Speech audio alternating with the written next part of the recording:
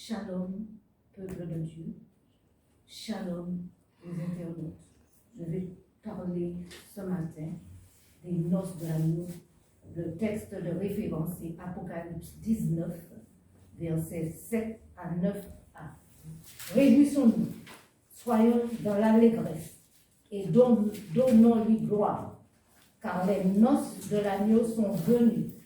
Son épouse s'est préparée et il lui a été donné de se revêtir d'un fin lin éclatant, pur, car le fin lin, ce sont les œuvres justes des saints.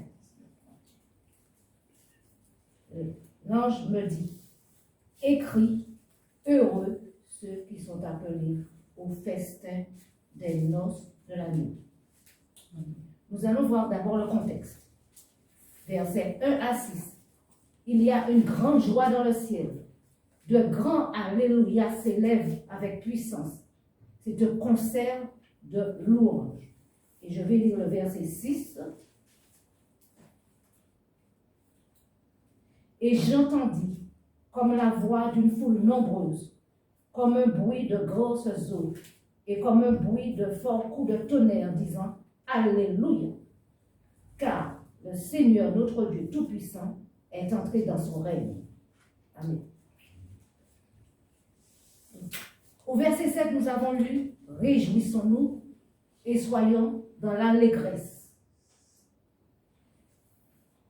Et donnons-lui gloire, car les noces de l'agneau sont venues, son épouse s'est préparée. Son épouse s'est préparée. Quand s'est-il passé auparavant? Auparavant, il y a eu la destruction de Babylone, la grande ville, juste le chapitre précédent. Apocalypse 18, verset 20b. Car Dieu a fait justice en la jugeant. Dieu a jugé Babylone. Elle a été jugée. Babylone a été jugée à cause de toutes ces abominations. Ce que nous trouvons dans Apocalypse 18, tout le chapitre. Maintenant, il est écrit, maintenant, les noces de l'agneau sont venues. Lors des noces, il y a deux personnages principaux, l'époux et l'épouse. Il est écrit, et son épouse s'est préparée. Qui est l'épouse? Elle est annoncée dans Ésaïe 62, verset 2. S'il te plaît, ma sœur.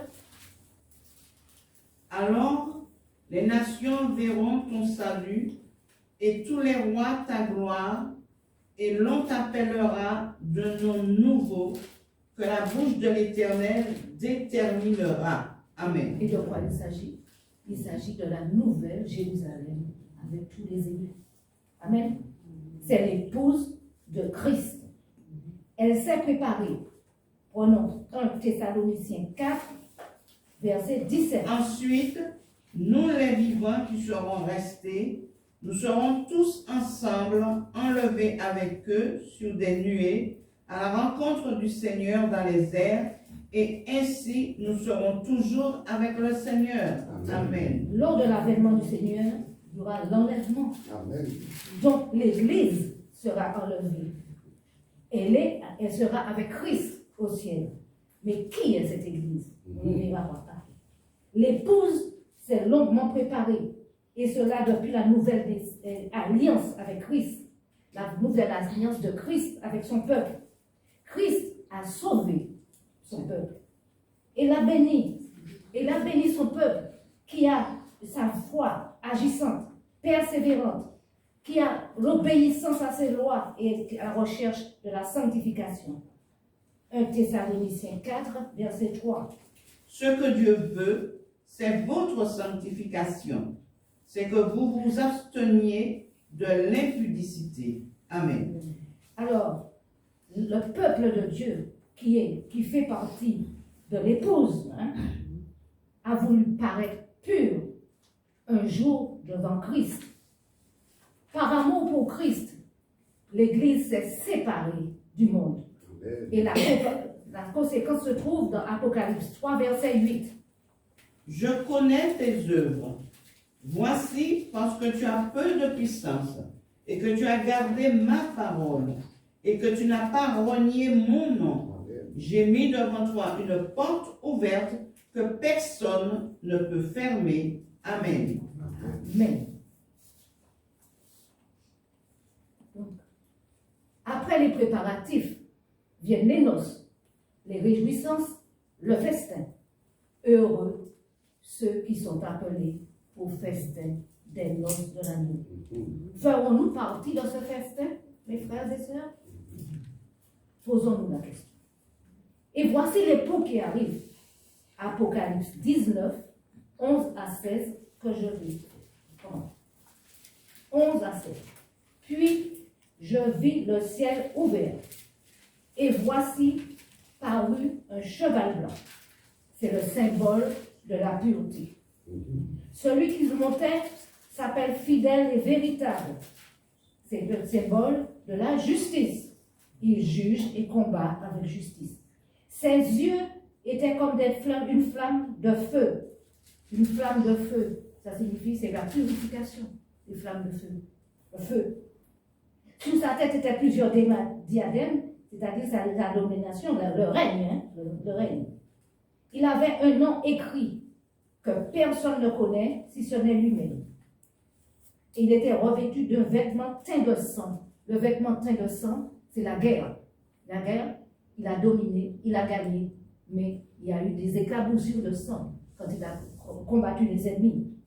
Son nom est la parole de Dieu. Nous le savons parce que nous le trouvons dans Genèse 1 et dans Jean 1. Amen. Jean 1, verset 1. Les armées qui sont dans le ciel le suivaient sur des chevaux blancs. Les armées, c'était qui les armées? Ce sont les anges et ceux qui étaient déjà au ciel avec Christ. Et les chevaux blancs, encore la pureté, revêtus de fin lin blanc pur. Et de sa bouche sortait une épée aiguë pour frapper les nations. Donc, celui qui est sur le cheval blanc, qu'est-ce qu'il fait? Il combat tous ceux qui sont ses ennemis, tous ceux qui ne sont pas dans la pureté. Et il combat avec justice. Il fait justice, il rend la justice. Et il continue, il les pétra avec une verge de fer. Il foulera la cuve du vin de l'ardente colère de Dieu, du Dieu Tout-Puissant. Et il avait sur son vêtement et sur sa cuisse un nom écrit, Roi des rois, Seigneur des seigneurs. Quand nous prions, bien souvent nous disons Roi des rois, Seigneur des seigneurs. Est-ce que nous nous rendons compte? Est-ce que dans notre esprit, nous savons ce que ça représente? Parce que c'est écrit sur son vêtement, sur sa cuisse, un nom écrit, Roi des rois, Seigneur des seigneurs. Christ domine sur les nations durant une guerre terrible contre l'Antichrist. Et maintenant, c'est le règne de Christ sur tous ses adversaires, tous ceux qui n'auront pas fait la paix avec lui. Et il régnera pendant 1000 ans, c'est le millénium. Et que Dieu nous bénisse. Amen. Amen. Amen.